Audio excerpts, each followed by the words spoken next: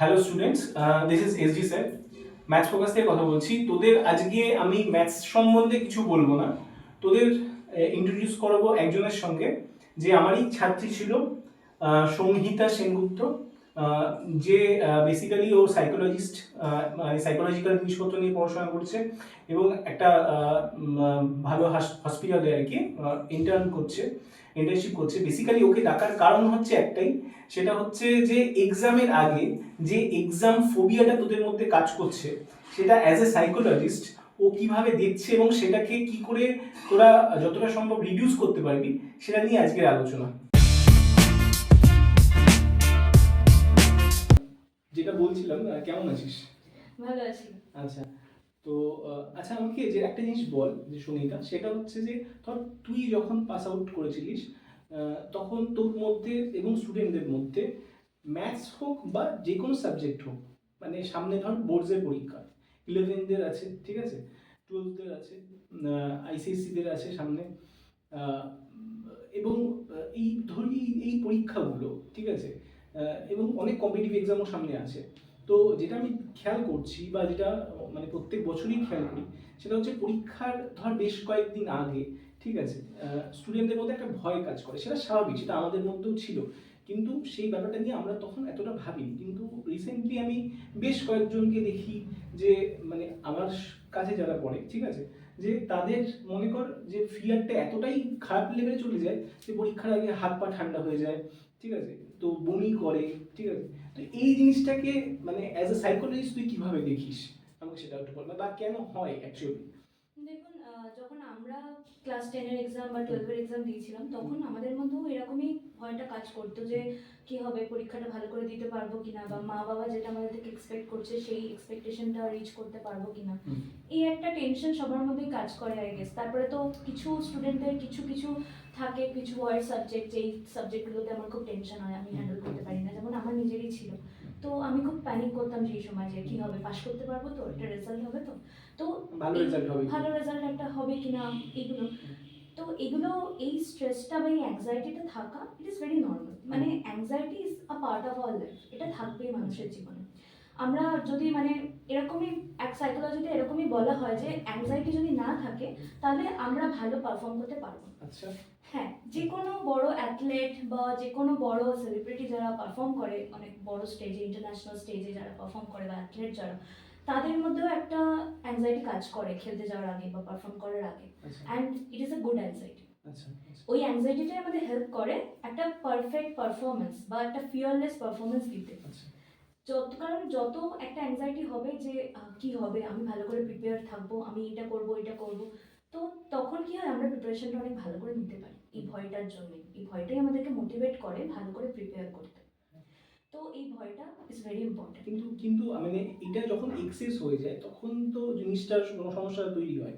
মানে একদম। মানে সেটা কেন হয়, তোর তোর কি মনে হয়? দেখুন, এই জিনিসটা, অ্যাংজাইটি একটা এক্সেস লেভেলে চলে যেতে পারে, যেটা ভালো নয়, যেটার ক্ষেত্রে অনেক সোম্যাটিক সিমটমস দেখা যায়, খুব মাথা যন্ত্রণা করছে, বমি হয়ে যাচ্ছে, পেট খারাপ করছে, অনেক সময় দেখা যেতে পারে জ্বর এসে গেছে, এরকমও হয়ে যেতে পারে। এগুলোকে বলে সোম্যাটিক সিমটমস, অ্যাংজাইটি থেকেই হয়। মানে টার্মিনোলজিটা কি? ফিজিক্যাল সিমটমসকে আমরা সোম্যাটিক সিমটমস সোম্যাটিক বলি, সিমটম, যার কোনো অ্যাকচুয়াল কজ আপনি খুঁজে পাবেন না। আচ্ছা। মাথা যন্ত্রণা করছে কিন্তু তার কোনো মেডিকেল কজ নেই, আচ্ছা। করছে, সারা গায়ে প্রচন্ড ব্যথা, আচ্ছা। একটা ক্লাস 10 এর বাচ্চার, কিন্তু কোনো মেডিকেল কজ নেই, এগুলো অ্যাংজাইটি। সেম অ্যাজ টুয়েলভের বাচ্চারও হতো? একদম। আচ্ছা। 10, 12, 11 সবার হতে পারে। আচ্ছা। তো কোনো মেডিকেল কজ নেই এগুলো ব্যথার। প্রচুর ডাক্তার দেখিয়েছি, কিন্তু কিছু আমি পরীক্ষার আগে একটা গায়ে হাত পায়ে ব্যথা, উঠতে পারি না, মাথা যন্ত্রণা করে, একটা থাকে। আচ্ছা। এগুলো সোম্যাটিক সিমটমস, এগুলো থাকবে। এবার এগুলোকে আমাদেরকে চেষ্টা করতে হবে যে যতটা কম করা যায়। আচ্ছা। এখন যারা 10, 11, 12 যারাই বোর্ড এক্সাম দিচ্ছে বা যে কোনো কম্পিটিটিভ এক্সাম দিচ্ছে, সবাই জেনজি আই গেস।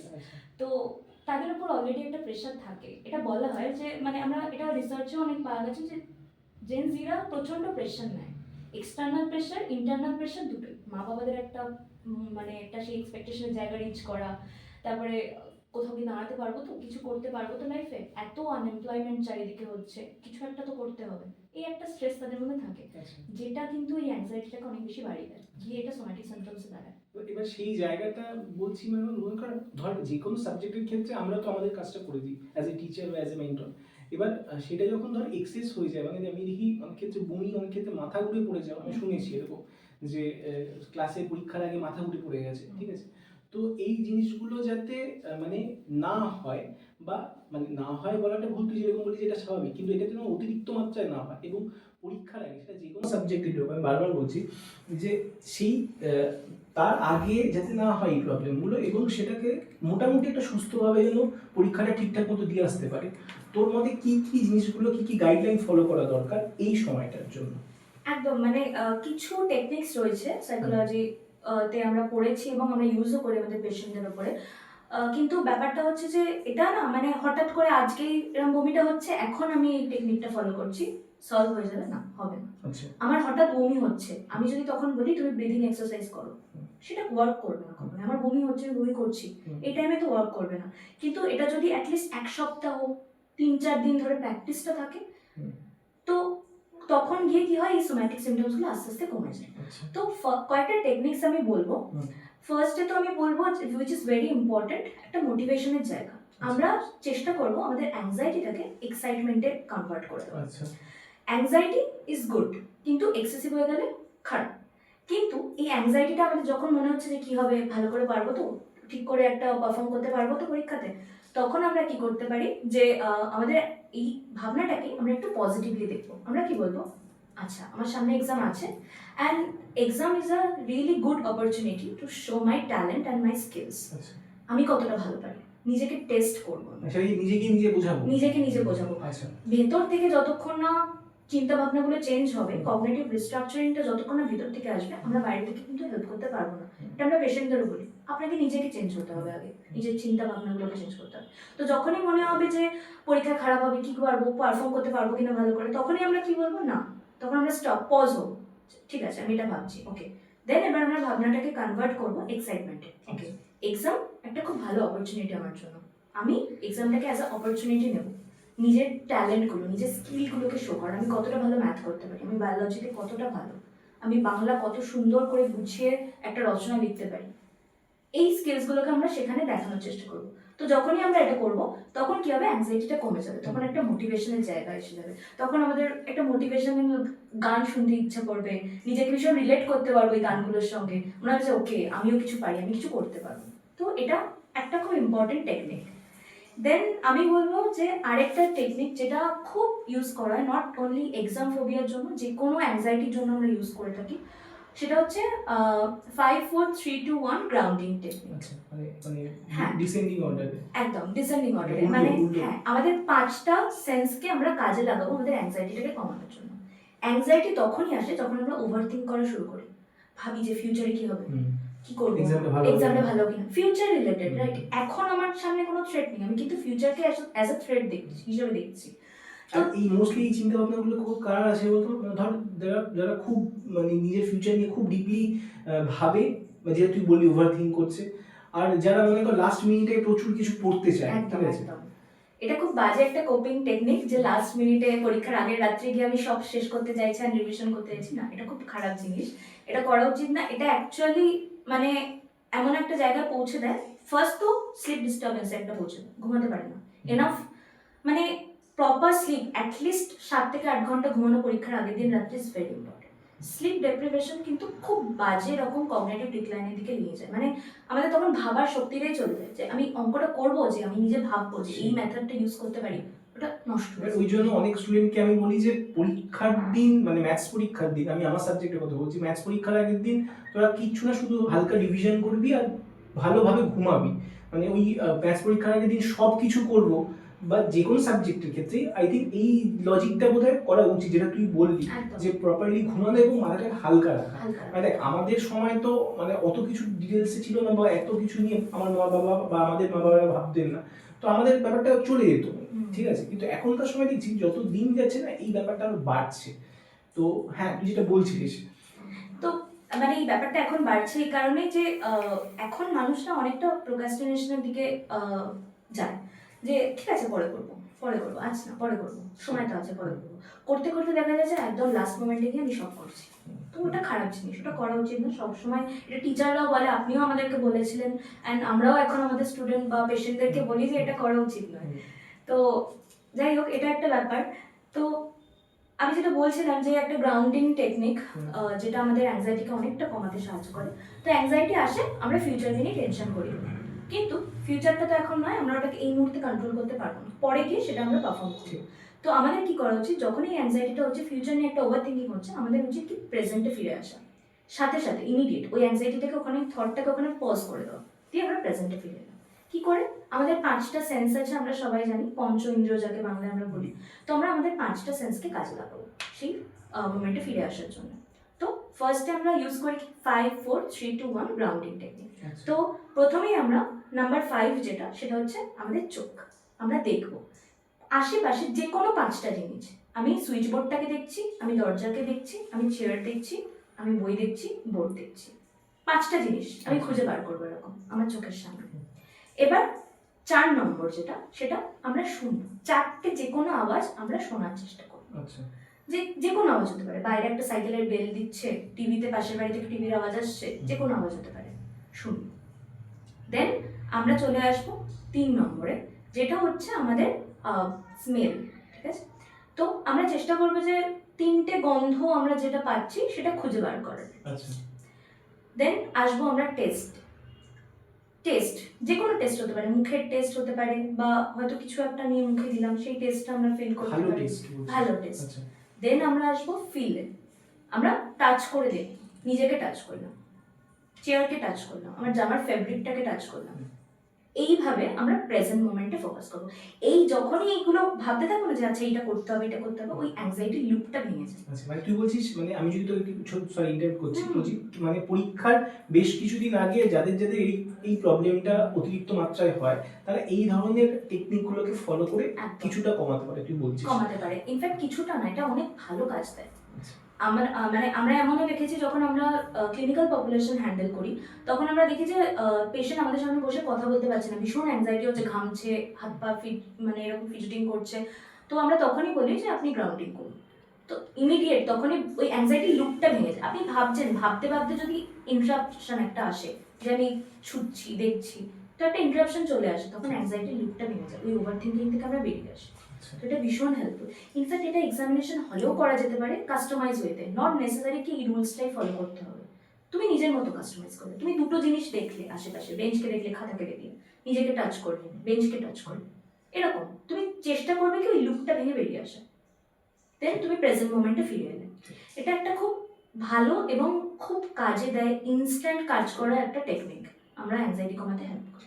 আচ্ছা, আমাকে একটা কথা বল, যে আমাদের মানে আমরা আমাদের স্যারেরা বলতেন, বা আমরা যখন টিচার ছিলাম, মানে স্টুডেন্ট ছিলাম তখন, এবং তোদের কেউ আমরা বলেছি যে পরীক্ষা হওয়ার আগে বেশি কথা কারোর সাথে না বলতে, বেশি কনভারসেশনে না যেতে, মাথাটাকে হালকা রাখতে।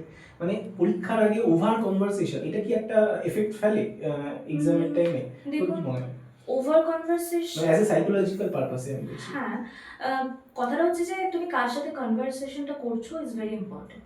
তুমি কাল তোমার পরীক্ষা, তুমি আজ রাতে হয়তো বন্ধুর ব্রেকআপ হয়েছে, তুমি গল্প শুনতে বসলে বন্ধুর সাথে, বা বন্ধু কোথায় ঘুরতে যাবে, গল্প শুনতে বসলে, বন্ধুর সাথে ড্রেস চুজ করতে বললে, বিয়ে বাড়িতে যাবে, এরকম।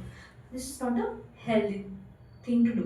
লাইক এরকম করা উচিত না। তখন তো তাহলে তো ওই জিনিসটা বারবার মাথায় চলতে থাকবে। কিন্তু রাদার তুমি কি করতে পারো, খুব মনে হচ্ছে যেন ভীষণ স্ট্রেস নিয়ে ফেলেছি, একটা হেভি ফিল হচ্ছে, আর পড়তে পারছি না, মা বাবার সাথে গিয়ে বসো, কথা বলো, একটা কফি, একদম একটা একটু চা খাও বা একটু কফি খাও মা বাবার সাথে, একটা হালকা কনভারসেশন, যে নর্মাল মা বাবাকে জিজ্ঞেস করো তার দিনটা কেমন গেল, তাদের সাথে একটা হেলদি কনভারসেশনে যাও। তোমার পেটের সাথে খেলতে পারো, এগুলো ভালো জিনিস। কিন্তু হ্যাঁ, কোনো কারোর লাইফে কিছু হচ্ছে সেগুলো নিয়ে কথা বলা, সেটা মেন্টাল হেলথকে আরো বেশি ডিস্টার্ব করে। কারণ অলরেডি সে ডিস্টার্ব পরীক্ষার চিন্তা নিয়ে, তারপরে যদি তার মধ্যে আরো স্ট্রেস, তারপরে যদি আরো অন্য লোকের স্ট্রেসটা, শোনে, তাহলে তো সেটা একটা মানে তার মধ্যে একটা ডিস্ট্রেস ক্রিয়েট করবে, যে আমি শুনলাম কি হবে, এরকম একটা ব্যাপার। এটা হয়, এই ব্যাপারগুলোই আছে। আচ্ছা, আমাকে একটা কথা বল, যে এই যে মানে দেখ, অনেক স্টুডেন্ট আছে যারা এই ব্যাপারগুলোকে খুব বোঝে, তারা এই জিনিসগুলো ফলো করে, কিন্তু অনেকে আছে অনেক ক্লাস 10 বা মানে বয়সী বা কত, কিন্তু তাদের ক্ষেত্রে তাদের গার্ডিয়ানদের রেসপেক্টে তুই মানে তাদের গার্ডিয়ানদের উদ্দেশ্যে তুই কি বলবি? ঠিক আছে, মানে আমি বলতে চাইছি যে গার্ডিয়ানরা এই জায়গায় স্টুডেন্টদেরকে কিভাবে হেল্প করতে পারে তাদের স্ট্রেস কমাতে? একদম মানে গার্জিয়ানের সাপোর্টটা আমি জানতে চাইছি। প্যারেন্টসদের কিন্তু একটা হিউজ রোল থাকে যে বাচ্চা কত ভালো পারফর্ম করতে পারবে। এটা শুধু আমি বলছি এমন নয়, চাইল্ড সাইকোলজিস্টরাও কিন্তু এই টেকনিকগুলো ফলো করে। প্যারেন্টসদের একটা হিউজ রোল থাকে তারা কিভাবে বাচ্চাদের কনফিডেন্সকে বুস্ট করতে পারবে। ফার্স্ট অফ অল তো আমরা কোনোভাবেই মানে ক্রিটিক্যাল কমেন্ট করবো না, যে পড়ছিস না, উঠে পড়লি, ঘুরে বেড়াচ্ছিস, কিছুই হবে না, পরীক্ষায় পাশই করতে পারবি না, পরীক্ষার নাম্বার খারাপ হবে, করবো না। এটা করাটা উচিত না। এতে কি হয় যে এতে আপনার মনে হচ্ছে যে এটা বললে হয়তো ও গিয়ে আবার পড়তে বসবে, কিন্তু অ্যাকচুয়ালি মন দিয়ে পড়তে পারবে না। তখন আমার মনে হবে মা তো সবসময় এরকম বলে, বাবা তো সবসময় এরকম বলে, সবসময় দোষ দেয়, একটু উঠেছি তাতেই বকলো, একটা খারাপ লাগার জায়গা আসে। এটা করবো না। দ্বিতীয়ত কি করব, যে পরীক্ষা, আমার বাচ্চার পরীক্ষা আছে, আমি খুব স্ট্রেসড, আমার খুব টেনশন হচ্ছে, এটা নর্মাল, সব মা বাবার থাকে, আমার মা বাবার হতো। কিন্তু তখন কি করব, আমি যে ভেতরে ভেতরে একটা স্ট্রেস বা টেনশন ফিল করছি, এটা আমার বাচ্চাকে দেখাবো। আচ্ছা আচ্ছা, দিস ইজ ভেরি ইম্পর্টেন্ট। আমরা কিন্তু যাদেরকে ক্লোজ মনে করি তাদের বিহেভিয়ারগুলোকে আমরা মিরর করার চেষ্টা করি। ঠিক ঠিক ঠিক।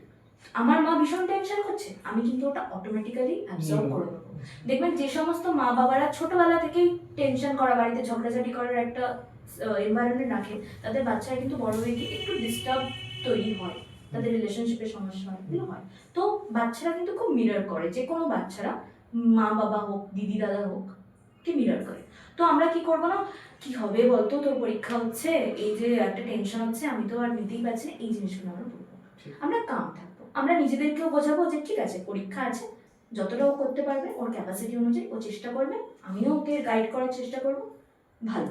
ওকেও আমরা সেটাই বলবো যে তুমি তোমার ক্যাপাসিটির মতো পরীক্ষা দাও, তুমি তোমার বেস্টটা দিয়ে চেষ্টা করো, দেন যা হওয়ার। মানে আমাদের স্যাররা যেরকম বলতো, স্যার বা ম্যাডামরা যেটা বলতো, যে যা পারবি তাই লিখে আসবি, একদম ঠিক আছে, এরকম বলতো আর কি। এটা খুব ক্যাজুয়াল একটা term, but it is actually very good.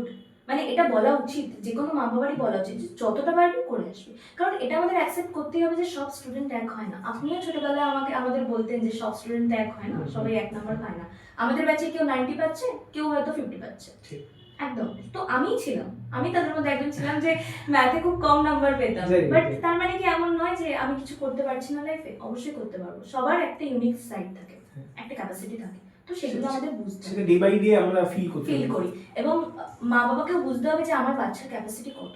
আমার বাচ্চা অ্যাভারেজ ক্যাপাসিটি, আমি যদি তাকে বলি তুমি ফার্স্ট হও, মেডেল নিয়ে এসো, অলিম্পিয়াডে যাও, পারবে না সে, তার সেই ক্যাপাসিটিটা নেই।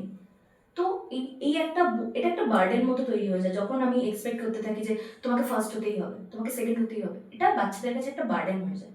বার্ডেন যখন থাকে তখন কিন্তু আমরা আমাদের 100%টা দিতে পারি না। একটা মাথায় চাপ নিয়ে কাজ করছি, যে প্রোডাক্টিভিটি হবে, আদারওয়াইজ খুব ফ্রিলি কাজ করছি, কোনো টেনশন নেই, তার প্রোডাক্টিভিটি লেভেল আলাদা হবে। এটা কিন্তু একদম, আমি যতটা ভাবতে পারবো একটা বার্ডেন ছাড়া, বার্ডেন নিয়ে কিন্তু আমি ভাবনাটা অনেক কম ভাবতে পারবো। তখন আমার মনে হবে কত সিস্টেমেটিক্যালি লেখা যায়, কত নিজের ইউনিকনেসটা বেরোবে না। এখন কিন্তু টিচাররা অনেকে এক্সপেক্ট করে যে স্টুডেন্টরা ইউনিকলি কিছু করুক, তারা নিজেদের ভাষায় লিখুক, নিজেদের ওয়ার্ডে লিখুক, সেই জিনিসটা সেটা ধর সাবজেক্ট টু সাবজেক্ট একটা ভ্যারি করে, ঠিক আছে। মানে ধর ম্যাথামেটিক্সে যেরকম তোর কথা বলছিলাম, ইউনিকনেস ওখানে দেখানোর একটা জায়গা আছে, আবার অনেক জায়গায় নেই। তো আমি সেই জায়গাটার মধ্যে যাচ্ছি না। তো এবার যেটা আমি মানে তোর কাছে নেক্সট কোশ্চেন, সেটা হচ্ছে মনে কর তুই যে হসপিটালে এখন ইন্টার্নশিপ করছিস, এরকম কোনো কেস দেখতে পেয়েছিস যে পরীক্ষার আগে তারা খুব এক্সেসিভ টেনশনের জন্য মানে খুব অসুস্থ হয়ে পড়েছে, বা তো এরকম কোনো এক্সপিরিয়েন্স কি? একদম। আমার রিসেন্টলি একটা পেশেন্ট ছিল, 14 বছর বয়স মেয়েটি।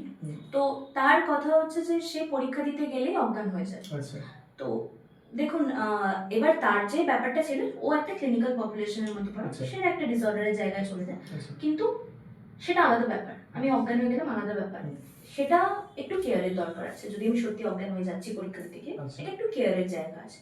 কিন্তু আদারওয়াইজ খুব পেট খারাপ হয়ে যাচ্ছে, ইনডাইজেশন, সোম্যাটিক সিমটমস, বুকে ব্যথা করছে, মাথা যন্ত্রণা করছে, সোম্যাটিক সিমটমস, এগুলো আমরা কমাতে পারবো কি করে? একটা খুব ভালো জিনিস, পজিটিভ অ্যাফার্মেশন দেওয়া নিজেকে, যে এই সিমটমসগুলো হচ্ছে, আমি এগুলো জানি, এগুলো আমার অ্যাংজাইটি থেকে হচ্ছে, আমি অসুস্থ নই। বা এমন নয় যে আমি পরীক্ষায় খারাপ রেজাল্ট করবো এই সিমটমসগুলোর জন্য। আমি কি করবো? আমি শান্ত থাকবো, আমি নিজেকে চেষ্টা করবো বলার, ঠিক আছে এগুলো তো আমার হয়, আমি এগুলোর সাথে আগেও ডিল করেছি, আগেও অনেক পরীক্ষা দিয়েছি এবং সেগুলো পাস করেছি, আমি টেস্ট দিয়েছি, প্রিটেস্ট দিয়েছি, পাস করেছি। তো বোর্ড এক্সাম আমি সেটাও দিতে পারবো, এটা কোনো ব্যাপার না। সিমটমস হচ্ছে, আমি নিজেকে শান্ত রাখার চেষ্টা করব। তেমন হলে কিছু প্রিকশনস, কিছু ওষুধ আমি হয়তো খুব ইনডাইজেশন হলে গ্যাসের ওষুধ খেয়ে যেতে পারি। যদি মনে হয় যে আমার খুব বমি পাচ্ছে পরীক্ষার সকাল থেকে, একটা বমির ওষুধ খেয়ে নিতে পারি। অবভিয়াসলি ডাক্তারকে জিজ্ঞেস করে বা কনসাল্ট করে তার সাথে, এটা আমরা একটা করতে পারি। বাট কথাটা হচ্ছে তুমি নিজেকে যত বোঝাবে যে আমি ঠিক আছি, আমার কোনো সমস্যা নেই, তুমি তত ঠিক থাকবে।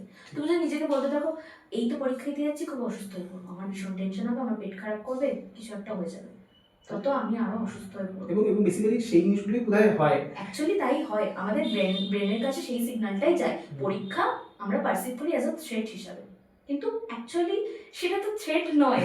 মানে সেটা তো থ্রেট বলা যায় না এটাকে, যে হ্যাঁ চ্যালেঞ্জ একটা। ওইটাই বললাম যে নিজেকে তুমি একটু এভাবেই দেখো যে এটা আমার একটা স্কিল দেখানোর একটা জায়গা। ভবিষ্যতে আরো সুযোগ আসবে, আরো বড় সুযোগ আসবে। এন্ড সত্যি বলতে ক্লাস 10-12 আমাদের কি ডিসাইড করে যে আমরা কোন কেরিয়ার পাথ চুজ করবো, সেটা আমাদের হেল্প করে। কিন্তু আলটিমেটলি যখন আমরা অনেকটা বড় হয়ে যাবো, গ্র্যাজুয়েশন, মাস্টার্স, পিএইচডি যাই করি করে নেবো, তখন কিন্তু কেউ আমাকে 10-এর রেজাল্টে জিজ্ঞেস করবে না যে তোর কি তখন পরীক্ষায় কত হয়েছিল রে, বা কত রেজাল্ট করেছিলি, তখন কিন্তু জিজ্ঞেস করবে না। বাট হ্যাঁ, এটা খুব ইম্পর্টেন্ট একটা এক্সাম নিজের কেরিয়ার পাথ চুজ করার জন্য। মানে দেখ অ্যাকচুয়ালি যখন আমরা যে স্টেটে থাকি আমার মনে হয় তখন সেটাই আমাদের কাছে ইম্পর্টেন্ট। যখন ধর আমি বা তুই 10-এ পড়তাম তখন আমাদের কাছে ওইটাই 100% ছিল। একদম। 12-এ যখন পড়ছি তখন সেটাই 100%। তো যার কাছে যখন যে স্টেটে থাকে সেটাই সবথেকে বেশি ইম্পর্টেন্ট। এবার সেই জায়গা থেকে আমার মনে হয়েছিল যে এই মানে মেডিকেল যে সিচুয়েশনটা তৈরি হয় বা পরীক্ষার আগে অনেকেই আমি শুনি, ঠিক আছে, অনেক স্টুডেন্টরাই, অনেক গার্জিয়ানরাই বলে যে ভীষণ টেনশন করছে, মানে প্রত্যেক বছর শুনি, ঠিক আছে, তো কম বেশি। তো আমার মনে হয় যে সেই জিনিসটা মানে আমার স্টুডেন্টদের বা যারা আমার পেজ ফলো করে তাদের কাছে একটা বার্তা যাওয়া দরকার। এবার দেখ এই বিষয়টা তুই অ্যাজ এ সাইকোলজিস্ট বেশি ভালো বুঝবি, সেই জন্য তোকে মানে ডাকা বা মানে আমার চ্যানেলকে বলার জন্য বলছি। তো এবার বেসিক্যালি তোকে যেটা লাস্ট আমার যেটা কোশ্চেন সেটা হচ্ছে যে মোটামুটি ধর তুই তো বললি যে এই টেকনিক ফলো করলে যে এগুলোকে ওভারকাম করা যায়। এবার এগুলো মোটামুটি মানে স্টুডেন্ট এবং গার্জিয়ান প্রত্যেকেরই একটা সামঞ্জস্যতা থাকবে, মানে শুধু স্টুডেন্ট করলে হবে না, গার্জিয়ানকেও সেটা একটা সাপোর্টিভ জায়গায় থাকতে হবে।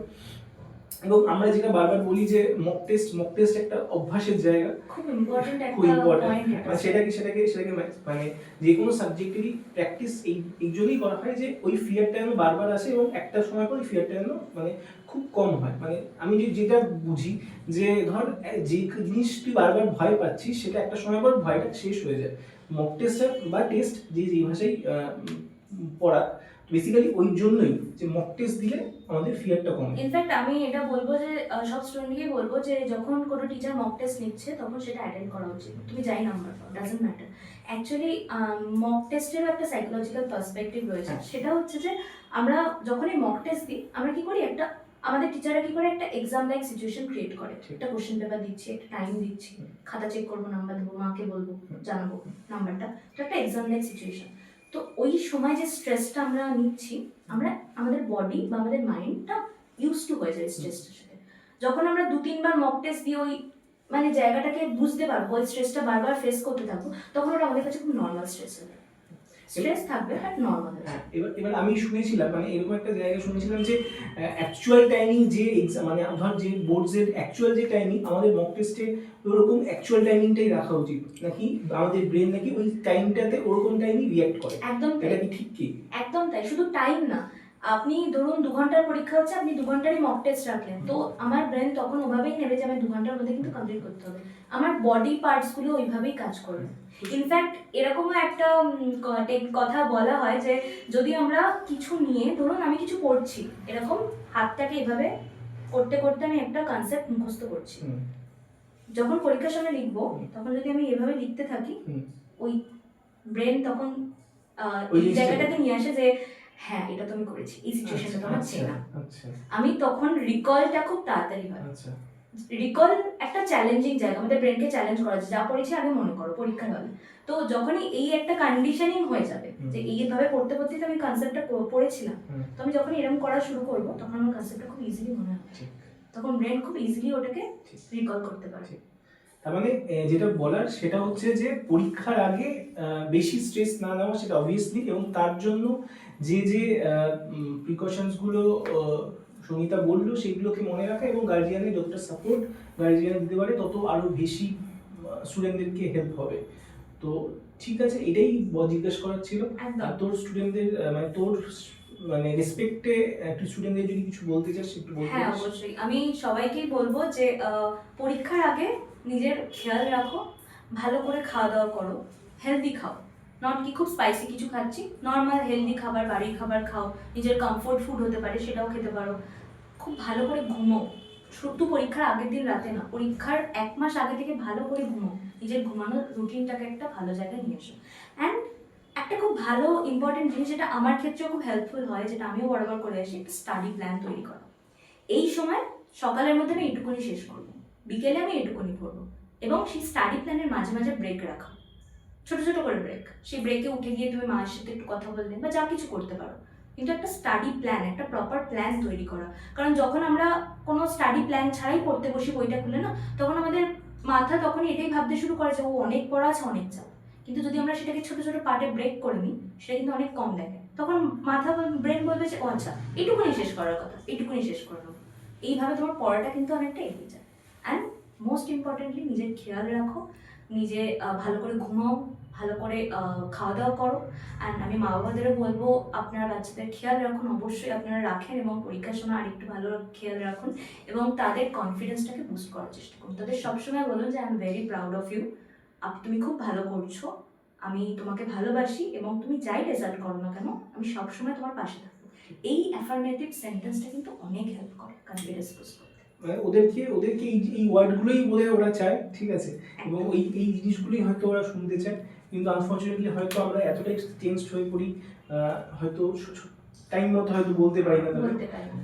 তো গার্জিয়ানদের এই জিনিসগুলো ফলো করে মোরালেস বলছি একদম, কারণ আমরা সবাই একটা ক্রেভ করি না যে আমাদের একটা সেফ জোন থাকুক, ঠিক। কেউ আমাকে বলুক যে আমি I am very proud of you, ঠিক। সেটা তুমি নিজে বলো, মা বাবা ঠিক বলো। ঠিক ঠিক আছে, থ্যাংক ইউ। স্টুডেন্টদেরকেও বলছি বেস্ট অফ লাক, সবাই খুব ভালো করে পরীক্ষা দেয়। এবং সঙ্গীতা মানে আমার স্টুডেন্ট ছিল, অ্যাজ এ সাইকোলজিস্ট ও যেটা বললো সেগুলোকে একটু ফলো করো। আর গার্জিয়ানদের বলছি আপনারা একটু কাইন্ডলি এই জিনিসগুলোকে একটু দেখুন যে স্টুডেন্টরা যেন এই জায়গাগুলোকে দেখে বেশি স্ট্রেস না নেয়, এবং আলটিমেটলি স্ট্রেসড হলে খুব একটা কিছু সমস্যা হবে না, পরীক্ষা খারাপ হবে, এই হচ্ছে ব্যাপার। তো পরীক্ষা যাতে খারাপ না হয় তার জন্য যে প্ল্যানগুলো করা, সেটা মানে অ্যাজ এ টিচার সেগুলো তো মক টেস্ট সাবজেক্ট ওয়াইজে আমি যাচ্ছি না, মেন্টাল হেলথটাকে পরীক্ষার আগে কীভাবে কাম রাখা যায়, কীভাবে ঠিক রাখা যায়, তার জন্য একটা ছোট্ট প্রচেষ্টা ছিল আমাদের। আশা করি এই বার্তাটা সবার মধ্যে পৌঁছেছে। তোকে thank you, all the best সবাইকে, খুব ভালো করে এক্সাম দাও, খুব ভালো হবে, এত চিন্তা করার কোনো দরকার নেই।